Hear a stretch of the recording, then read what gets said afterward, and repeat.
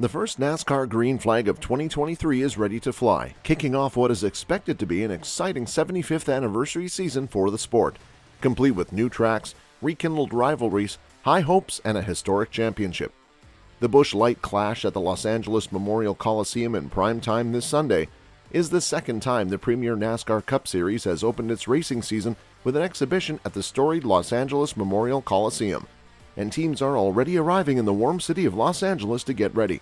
For the 2023 season, NASCAR introduced some updates to the next-gen car, most of which improved its safety features. Let's all find out here in this video. Hello NASCAR fam, and welcome back to NASCAR Live. But before we begin, subscribe to our channel and hit the like button. And let's begin.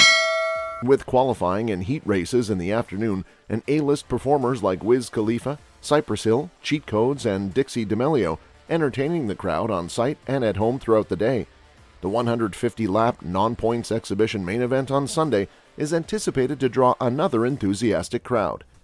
Caleb Williams, a quarterback for the University of Southern California who won the Heisman Trophy, will serve as the honorary starter in addition to actor Rob Lowe, who will serve as the Grand Marshal.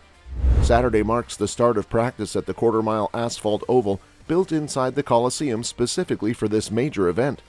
The NASCAR Cup Series drivers' expectations and level of competition have increased now that they have competed in a race for this particular presentation at this unusual location.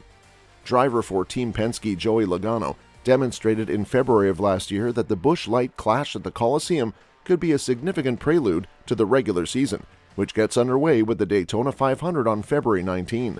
In the end, the 32-year-old Logano rounded off the year by winning the Busch Light Clash at the Coliseum and hoisting his second NASCAR Cup Series championship medal.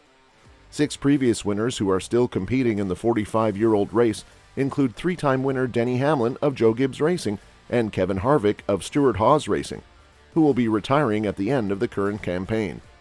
Kyle Busch and Logano each have 2 Clash victories, and Busch will be making his debut start with his new team, Richard Childress Racing, in this race. Eric Jones with the rebranded Legacy Motor Club and Brad Keselowski, who is the owner-driver of Roush Fenway Keselowski Racing, each hold trophies from the Busch Light Clash. If Logano wins the next 2 Busch Light Clash races in the number 22 Team Penske Ford, he will become just the 5th driver in NASCAR history to accomplish this feat and the first since Harvick in 2009-2010. Even if just 27 out of the 36 drivers that entered this weekend's race made it onto the starting grid, there won't be a lack of exciting competition. The top 5 finishers in each of the 4 heat races, which make up the starting positions for the main event, advance. The top 3 finishers in each of the 2 last chance qualifying races will earn a starting slot in one of the 6 additional starting positions. The driver who placed highest overall in the NASCAR Cup Series standings in 2022, who did not qualify through a heat or last chance race, will take the final spot on the starting lineup. For the 2023 season, NASCAR this week unveiled a number of significant rule changes, including a stricter enforcement of the Hail Mary maneuver at one of the sport's smallest tracks, the half-mile Martinsville Speedway, where Ross Chastain of Trackhouse Racing won the championship for last year. In order to obtain a significant speed advantage and eventually move up among the 4 drivers vying for the championship, Chastain drove his number 1 Trackhouse Racing Chevrolet hard up against the outside wall for the final half lap. The hazardous one-of-a-kind maneuver was permitted back then, but it will no longer be permitted moving forward, starting this week at the quarter-mile Coliseum Oval.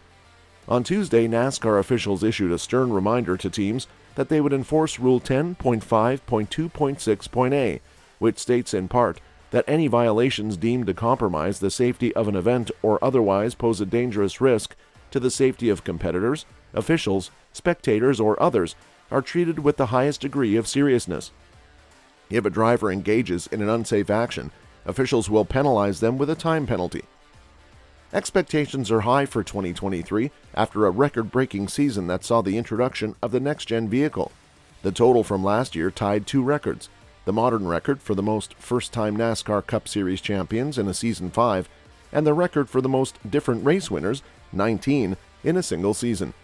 22 of the 36 races, or more than 60% of the total, were won by drivers under the age of 30, including Austin Cindric's incredible Daytona 500 victory at the age of 23 in only his maiden attempt. Since the introduction of computerized scoring in 1993, The average margin of victory for the 36 races was 1.011 seconds, which is second closest. And since Loop Data Statistics started in 2007 with 1,544 green flag passes, the lead had the most. All of that is encouraging for this 75th anniversary season. Drivers are eager to get back behind the wheel this week and discover what 2023 has in store for them, starting with this special occasion at the Los Angeles Memorial Coliseum. Because the cars raced so well, Harvick, who drives the number 4 SHR Ford, stated, "After practicing and running the race last year, it was probably the most fun that I had all year. You could beat and bang, and the racetrack genuinely had a racing-like feel. It was undoubtedly a good time as you reflect on it." The race will for the first time include an appropriate homage to prior significant events held at the Los Angeles Memorial Coliseum.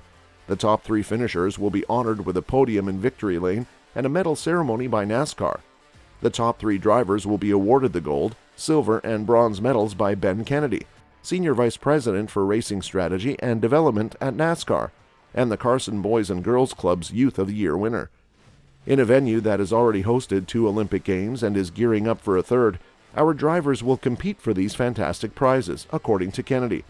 In addition to paying tribute to the stadium's long history, the medals provide a special touch in honor of NASCAR's 75th anniversary. For the 2023 season, safety improvements are made to the NASCAR next-gen car.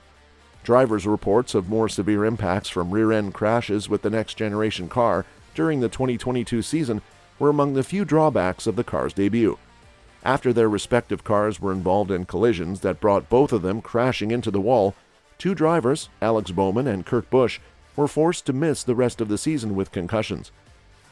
Even though Busch has stopped competing full-time, he has still not received a medical clearance to do so.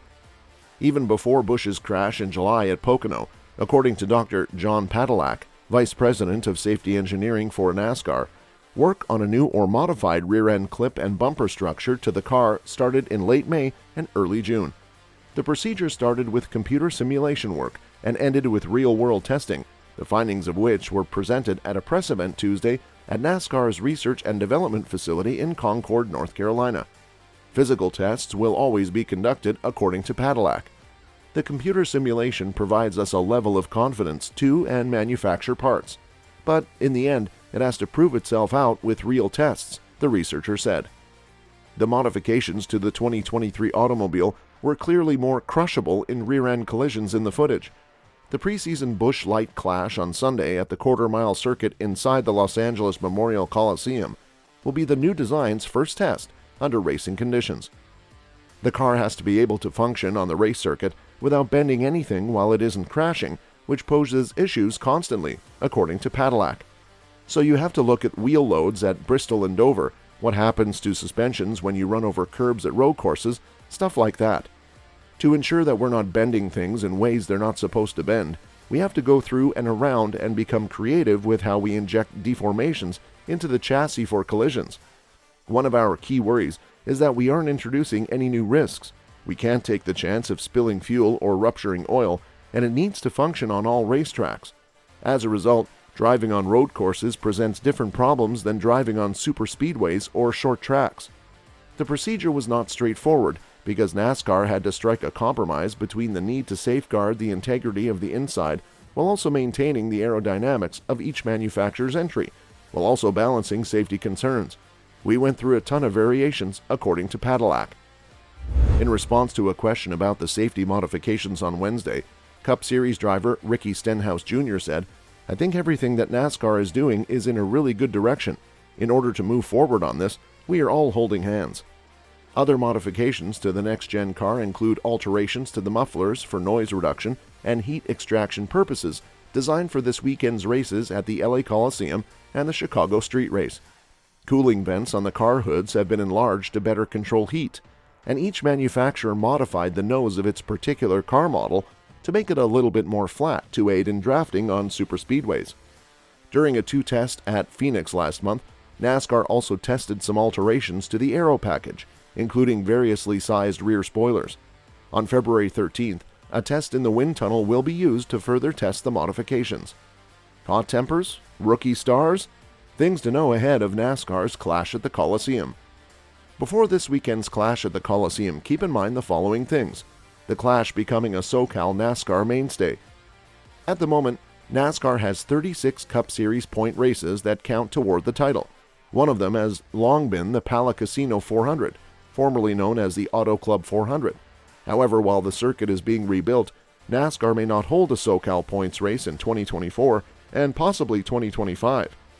Making the Clash at the Coliseum a points race and moving it to the end of February after the Daytona 500, which is customarily the first points race of the year, is one possibility that has NASCAR officials talking. The strategy makes financial sense for both NASCAR and SoCal fans who would otherwise miss out on a significant event. However, because it would alter their perspective, drivers are cautious to support the proposed shift. They would go to the bottom of the rankings if they crashed and did not finish the race. The average speed during last year's Clash was only 63 miles per hour because to the track's extreme narrowness, which essentially eliminates straightaways. The only risk in an exhibition on a short track, according to driver Ty Dillon, is tearing up your race car, destroying door panels, that sort of stuff.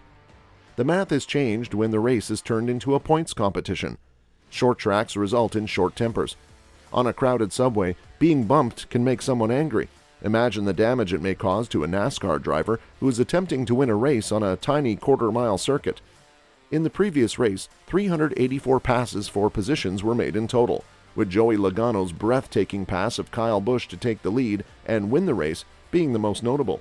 And that ends today's episode. We sincerely hope you enjoyed the video. Don't forget to subscribe to our YouTube channel to see even more of our incredible videos.